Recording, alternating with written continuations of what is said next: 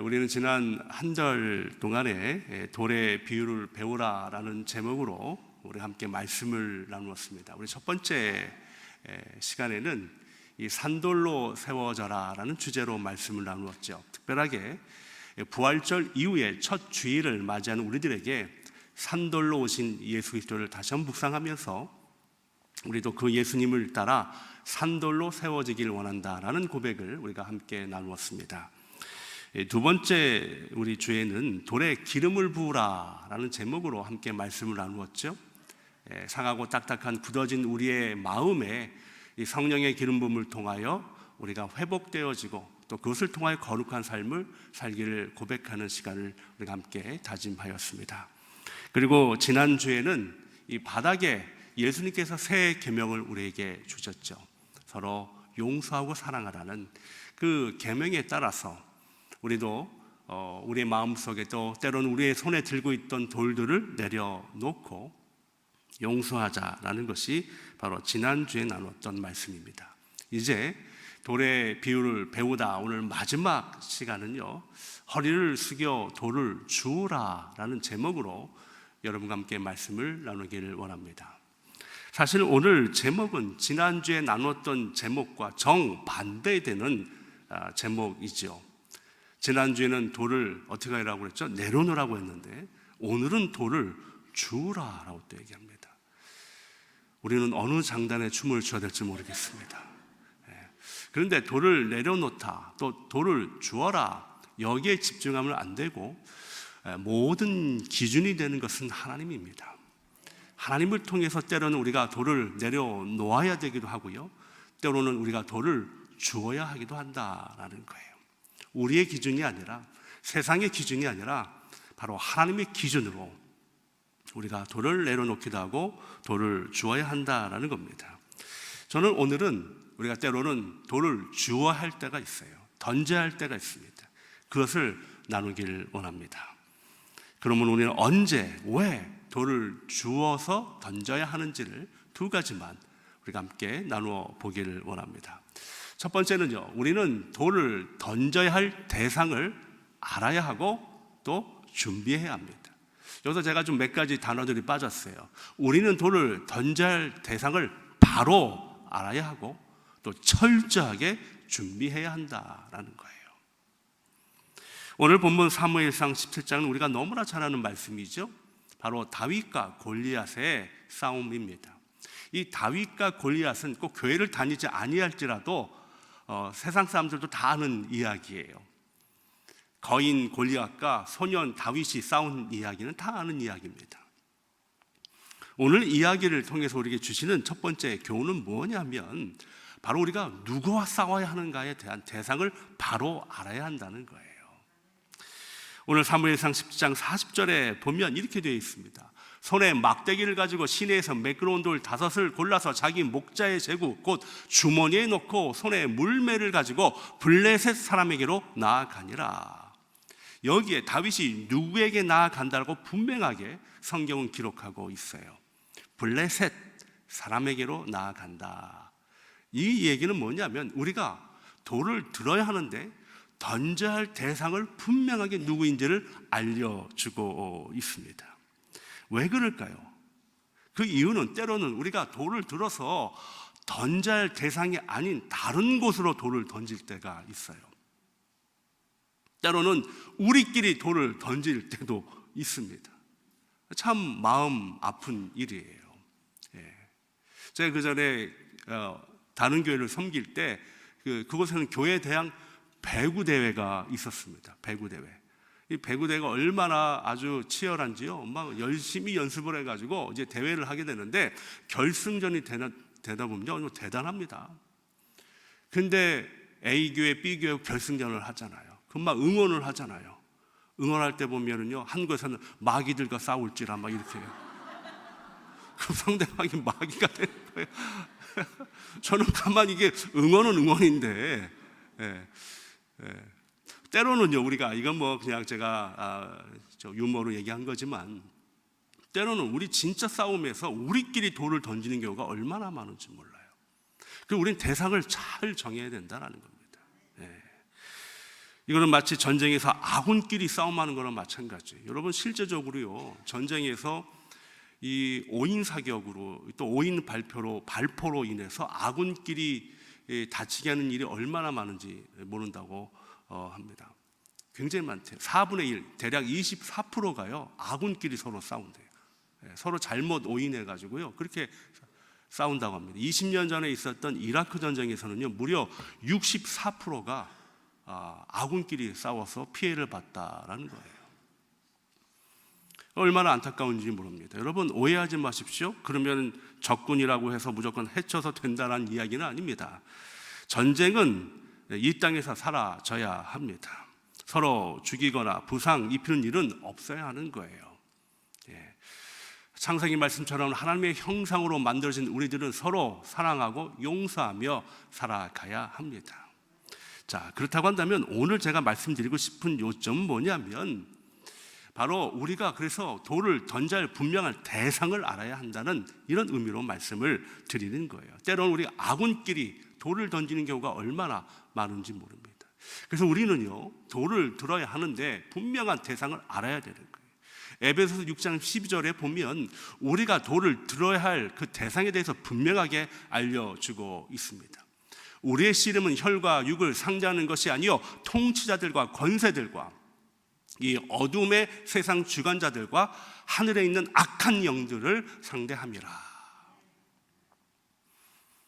혈과 육이 아닙니다. 우리끼리 돌을 던져서는 안 된다는 거예요. 악한 영들을 향하여 우리가 분명하게 돌을 던져야 한다라고 성경은 기록하고 있습니다.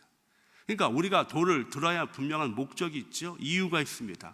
그건 뭐예요? 악한 영이라는 거예요. 우리끼리 돌을 던져서는 안 됩니다. 적을 구분하지 못하면 서로 우리는 돌을 들 수밖에 없어요. 갈라디아서 5장 15절에 보니까 만일 서로 물고 먹으면 피차 멸망할까 조심하라. 적을 제대로 알지 못하면 어떻게 돼요?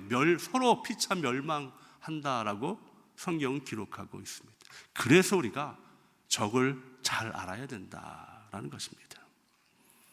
사랑하는 성도 여러분, 지난주에 나눴던 말씀처럼 우리는 돌을 내려놓는 삶을 살아야 돼요. 그러나 영적 싸움에서는 우리는 돌을 들어야 한다라는 것입니다. 이 영적 싸움의 우리의 그 싸움의 대상은 바로 어둠의 세상 주관자들, 악의 영들이다. 성경은 기록하고 있다라는 거예요. 오늘 말씀의 연계에서 성경은 블레셋 족속이다 이렇게 얘기합니다. 블레셋 족속을 그럼 왜 싸워서 이겨야 하는가? 그들도 우리 같은 인간이 아닙니까? 그러나 영적으로 보면 블레셋 이 족속은 하나님을 모욕하는 자들이었고요. 바로 악한 영적 세력을 의미하고 있습니다. 하나님을 고백하고 하나님을 사랑하는 이 이스라엘 민족들을 멸절하려는 족속이기 때문에 거기에는 돌을 들어 영적 싸움을 하는 모습을 우리에게 보여주고 있는 것이다라는 거예요. 자, 그래서 우리는 어디서 싸움을 해야 하는가, 누구에게 돌을 던져야 하는가에 대한 분명한 대상을 아는 것이 중요하다라는 겁니다. 우리 남가주 주님의 교회 성도 여러분들은 영적 분별력을 가지고 왜 우리가 돌을 들어야 하는지, 어디에 돌을 들어야 하는지를 깨닫고 살아가는 귀한 은혜가 있기를 주님의 이름으로 축복합니다. 그러면서 그 대상을 알았다면요, 철저하게 그 싸움을 준비해야 한다라는 거예요. 준비해야 한다. 왜냐하면 우리가 싸울 대상이 영적 이 전쟁이기 때문에 우리의 힘과 능력으로는 그 싸움에서 승리할 수 없어요. 그래서 우리는 늘 준비하는 삶으로 살아가야 한다라는 겁니다. 저는 오늘 다윗이 어떻게 이 싸움에서 준비했는가에 대한 말씀을 묵상하다가 제가 이제 느끼게 됐는데, 오늘 본문에 보니까 바로 이거예요. 시내에서 매끄러운 돌 5을 골라서라는 구절에서 다윗이 이제 싸움할 영적 대상을 알았다면, 악한 영을 알았다면 이제 어떻게 전쟁을 싸움을 준비하는가에 대한 내용을 오늘 구절을 통해서 제가 깨닫게 됐어요. 첫 번째는 시내라는 이 구절입니다. 시내. 전쟁이 어디서 정확히 났는지는 알 수 없으나 또 그 근방에 시내가가 있었는지 모르나 다윗은 그 전쟁을 위해서 어디로요? 시냇가로 갔다라는 겁니다. 시냇가. 여러분, 지금 전쟁을 이제 다윗과 골리앗이 곧 싸움하게 되는데 일촉즉발의 아주 중요한 시간에 이 시냇가를 찾는 것은 굉장히 어떻게 보면 시간 낭비일 수 있어요. 그러나 다윗은 그 시간을 들여서 시냇가로 가고 있다라는 겁니다. 저는요, 이 시냇가를 묵상해 보니까 시냇가는 우리 믿는 자로서 보면 이 예배의 자리, 영적인 자리, 하나님의 임재가 가득한 자리로 이렇게 표현하고 싶어요.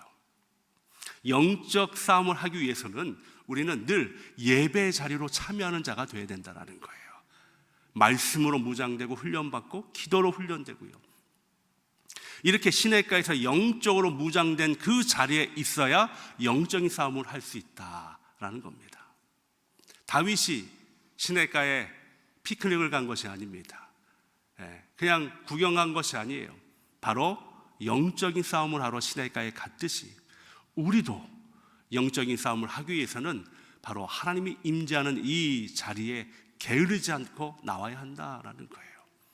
우리 사랑하는 남가주 주님의 교회 성도 여러분들은 시냇가를 찾는 귀한 믿음의 군사들이 되시기를 주님으로 축복합니다. 그 다음에 그 시냇가에서 뭘 찾아요? 물맷돌을 찾고 있는 다윗의 모습을 보여주고 있습니다. 물맷돌은 무엇입니까? 영적 무기입니다. 이 영적 무기인 물맷돌은 아무 데서나 찾을 수가 없어요. 어디서만 있습니까? 시냇가에만 있다라는 거예요. 아무리 바쁘다고 해서 아무 돌이나 전쟁에 가지고 나갈 수가 없습니다. 다윗은 그것을 알고 있는 거예요. 아무리 바쁘고 해도 꼭 필요한 영적 무기를 다윗은 분명히 알았다는 거예요. 그 무기는 어디에서만 있어요? 시로 시작하는 시냇가에 있다는 거예요. 다윗은 그곳에서 영적인 무기를 찾았습니다. 그렇습니다.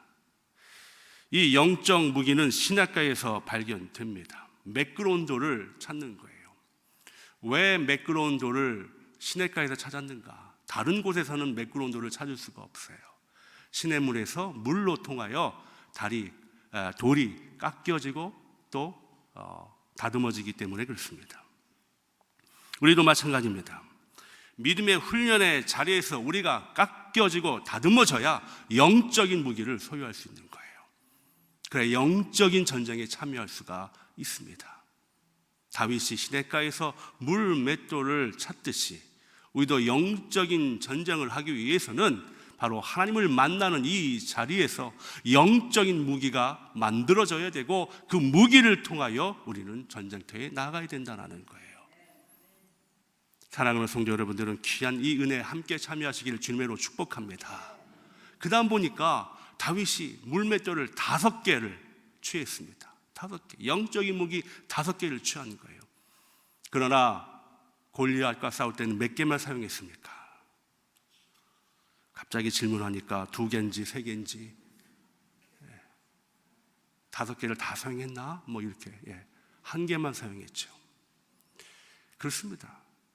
우리에게 영적인 무기가 많이 있지만 한 개만이라도 하나님이 함께 하시며 승리할 수 있음을 우리에게 보여주고 있는 거예요. 그래서 우리는요, 때로는 우리의 힘과 능력으로 할 수 없을 때에 우리는 시냇가에 가서 훈련받은 바로 물맷돌처럼 영적인 무기를 소유해야 영적인 싸움에서 승리할 수 있습니다. 여러분, 하나님을 만나는 자리에 게으르지 마십시오. 참여해야 됩니다. 그리고 그것을 통해서 깎아지고 다듬어져야 그래야 영적인 무기가 우리 영에 거할 수 있다는 거예요. 그 귀한 은혜가 저와 여러분의 삶에 있기를 주님으로 축복합니다. 두 번째는요, 우리는 하나님을 의지하며 돌을 주어야 한다라는 겁니다. 자, 우리가 싸울 적에 대해서 분명히 알고 있고 또 철저하게 준비했습니다. 이제는 우리가 전적으로 하나님을 의지하며 그 영적인 무기를 가지고 전쟁터로 나아가는 거예요. 내가 아무리 영적인 무기가 강할지라도 하나님을 의지하지 않으면 아무런 능력이 나타나지 않는다라는 것입니다. 오늘 본문은요, 이 구척장신의 골리앗과 아직 소년인 다윗의 싸움입니다. 이거는 결과가 너무나 뻔한 싸움 아니겠습니까? 사실은요, 이것이 다윗과 골리앗의 싸움이지만 크게 큰 그림을 보자면 이것은 이스라엘과 블레셋의 싸움이에요. 근데 마치 다윗과 골리앗처럼 이스라엘과 블레셋 싸움도 마찬가지입니다. 도저히 싸움이 될 수 없는, 이스라엘이 너무 약한 나라예요. 그래서 사실은 이스라엘이 블레셋을 이길 수 없습니다. 그 이유가 이스라엘 군사는 대략 600명밖에 남지 않았어요. 600명의 군사로 싸워야 하는데 중요한 것은 전쟁이니까 뭐가 중요하겠어요?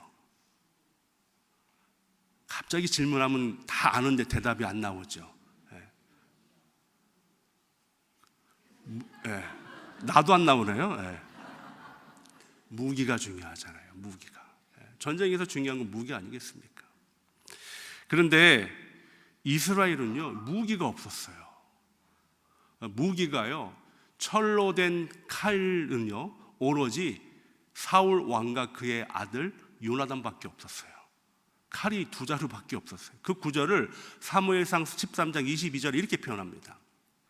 싸우는 날에 사울과 요나단과 함께하는 백성의 손에는 칼이나 창이 없고 오직 사울과 그의 아들 요나단에게만 있었더라. 그러니까 백성들에게는요, 창이나 칼이 없어요. 그럼 뭘 갖고 싸웠을까요? 그 600명이 21절에 나와요. 곧 그들이 괭이나 삽이나 쇠스랑이나 도끼나 쇠채찍 무딜 때에 그리하였으므로라고 되어 있죠. 그들에게 변변한 무기가 없어서 그들이 농사 지을 때 사용했던 농기기를 가지고 나와서 지금 전쟁을 하고 있는 거예요. 여러분, 이게 무슨 싸움이 되겠습니까?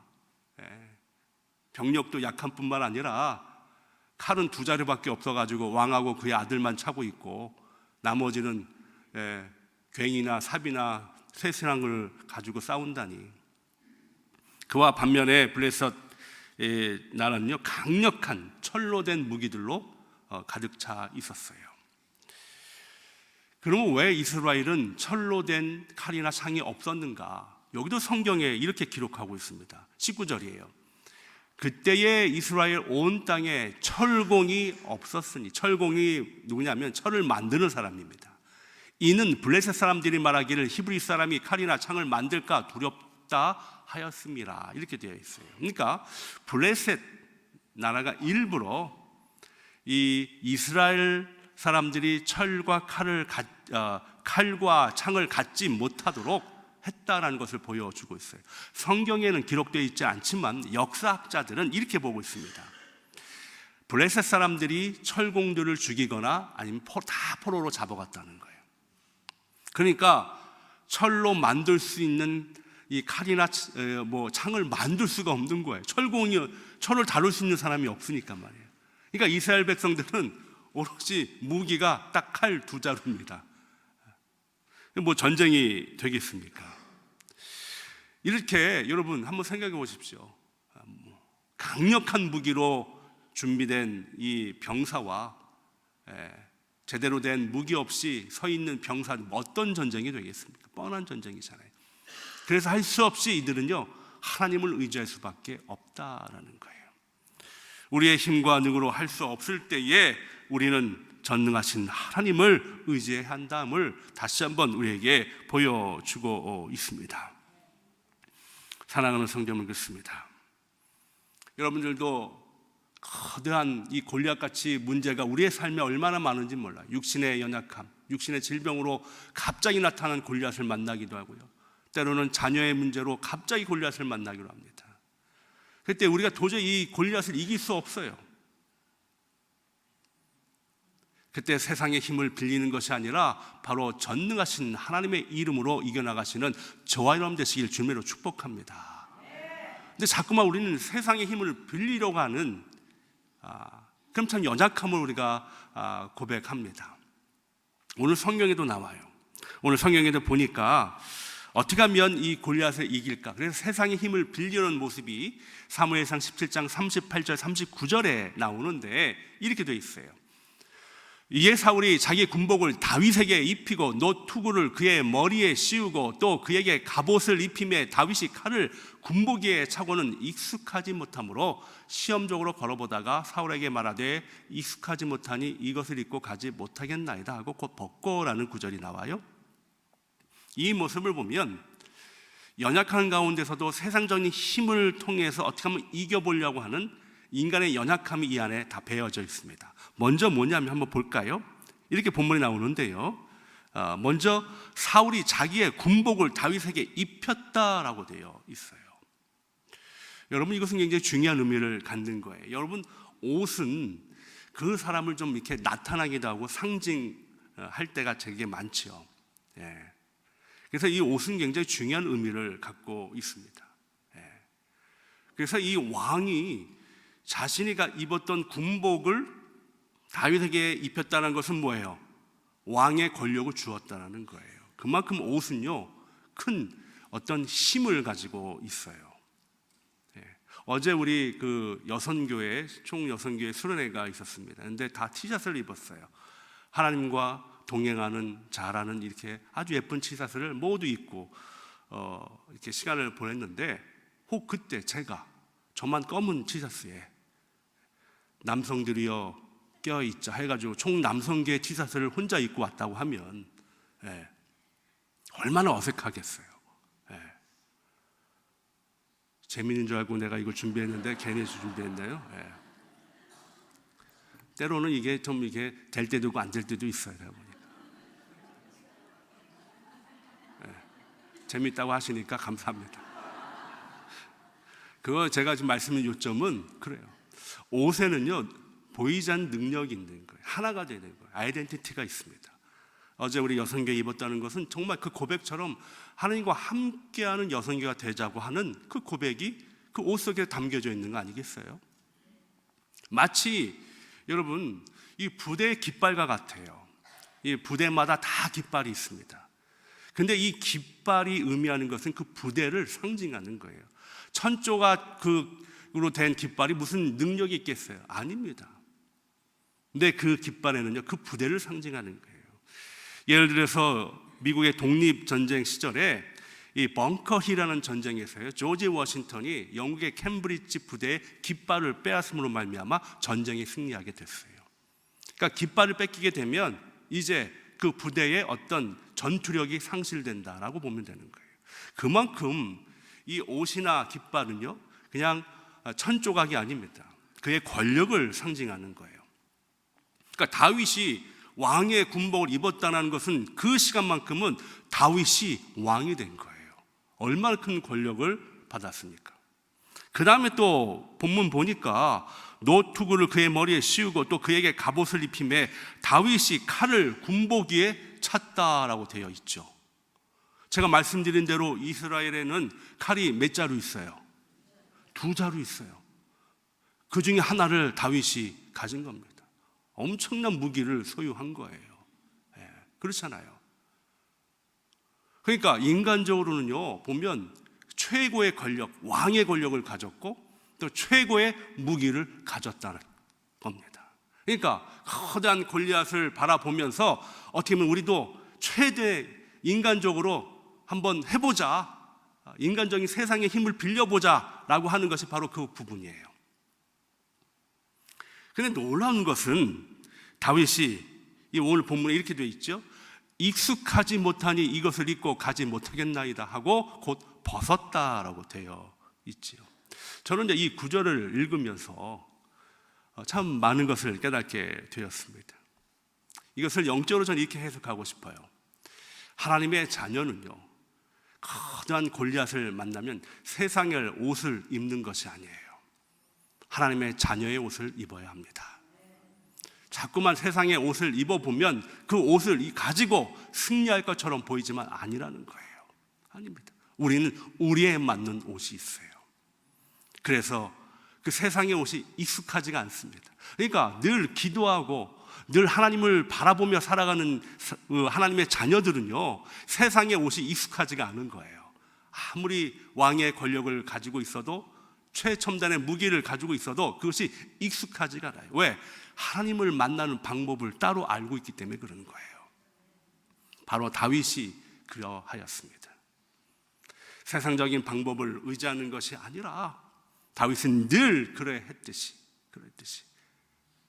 황량한 광야에서 양을 칠 때, 맹수들이 그 양들을 공격할 때 늘 하나님의 이름을 의지하며 그 맹수들과 싸웠던 다윗, 바로 거기에 익숙해 되었던 다윗이 이제 세상에 옷이 필요 없는 거예요. 그것을 벗어버리고 바로 하나님의 자녀의 옷으로 나아가는 다윗의 모습을 우리가 발견할 수가 있습니다. 우리도 마찬가지입니다. 사랑하는 성도 여러분, 우리가 영적인 전쟁은 결코 쉬운 전쟁이 아닙니다. 그래서 우리는 그 대상을 바로 알아야 하고요, 그리고 우리는 준비를 철저히 합니다. 그러나 가장 중요한 것은 무엇입니까? 바로 하나님을 전적으로 의지하는 거예요. 거대한 골리앗이 내 앞에 있을 때 자꾸만 세상 옷을 입으려고 하지 마시고 나와 늘 함께 하셨던 하나님의 자녀의 옷을 입고 준비되고 예비된 그 돌을 가지고 그 거대한 골리앗을 향하여 나가시는 저와 여러분 되시기를 주님으로 축복합니다. 그래서 우리 주변에 여러분 삶 속에 이 하나님께서 예비하시고 준비된 돌을 찾아야 합니다. 영적 무기를 찾아야 하는 거예요. 깎아지고 다듬어져서 언제든지 내 상황 속에서 골리앗이 나타날지라도 흔들리지 아니하며 그 믿음의 맷돌을 가지고, 물맷돌을 가지고 나가는 귀한 하나님의 자녀가 되시기를 주님의 이름으로 축복합니다.